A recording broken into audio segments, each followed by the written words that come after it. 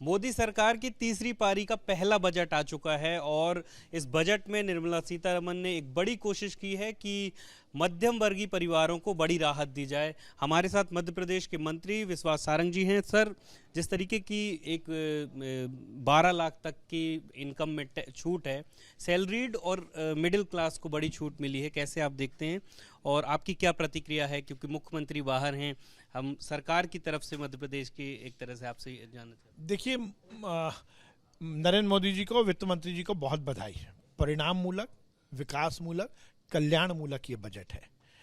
ज्ञान का पूरा ध्यान रखा गया है। क्या गरीब, क्या युवा, क्या अन्नदाता, क्या नारी, क्या खेत, क्या खलियान, क्या शहर, क्या गांव, हर एक क्षेत्र में विकास और कल्याण को परिलक्षित करने वाला बजट है।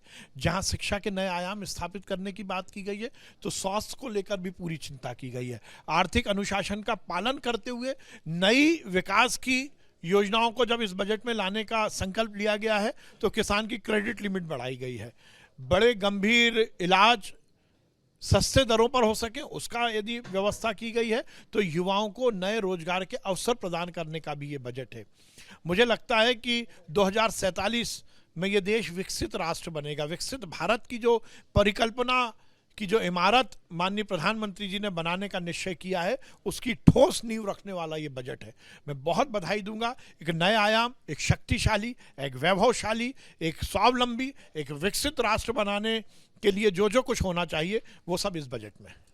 विपक्ष की तरफ से मिलीजुली प्रतिक्रिया आ रही है। एक तरफ विपक्ष के भी कुछ नेताओं ने इसकी तारीफ की है, वहीं दूसरी तरफ इसको फिर से वही पुरानी बोतल में नई बोतल में पुरानी शराब, इस तरीके का जुमला बताया जा रहा है।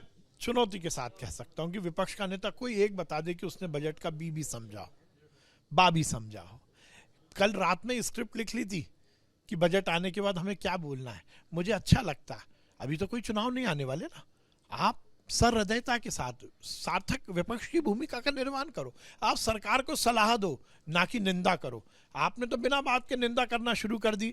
वित्त मंत्री यदि भाषण दे रही है, उसके बाद बीच में आप बात कर रहे हो, और प्रयागराज की बात कर रहे हैं, कुंभ की बात कर रहे हैं। वो कांग्रेस, वो विपक्षी नेता जिसमें खड़गे जी ये कह रहे हैं कि गंगा जी में डुबकी लगाने से क्या होगा। खड़गे जी सनातनियों का अपमान करे, हिंदू धर्मावलंबियों का अपमान करे, हिंदू देवी देवताओं का अपमान करे, हिंदू संतों का अपमान करे। क्या इटली का राज लाना चाहते हैं इस देश में? कुंभ को लेकर यदि आप हंगामा कर रहे हो, तो कुंभ की सात्विकता पर इस तरह के आपको प्रश्न चिन्ह नहीं लगाने थे। हिंदू परंपरा, हिंदू संस्कृति पर कुठाराघात करने वाली कांग्रेस केवल इस देश को तोड़ना चाहती है।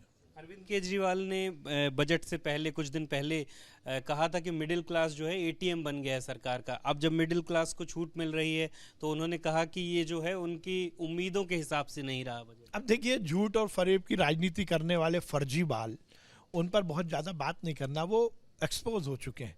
दिल्ली की जनता ने मान लिया है, इस बात को स्वीकार कर लिया है कि जिस गलत नारे को लेकर वो बातें कर रहे थे, वो तो अन्ना जी के का सहारा लेकर राजनीति में ईमानदारी की बात करते थे। देश के सबसे ज़्यादा भ्रष्टाचारी मिले। मैं सरकारी मकान नहीं लूँगा, सिक्योरिटी नहीं लूँगा, सबसे बड़ा मकान और शीश महल बनाने वाले केजरीवाल बातें करते हैं जिनके दाग में, जिनके कपड़ों से आज भी शराब की बदबू आ रही है, भ्रष्टाचार की बदबू आ रही है। वो कमलनाथ जी क्या नैतिकता के साथ कोई बात करने की स्थिति में है? अनैतिक विचार और आचरण रखने वाले केजरीवाल अब एक्सपोज हो चुके हैं।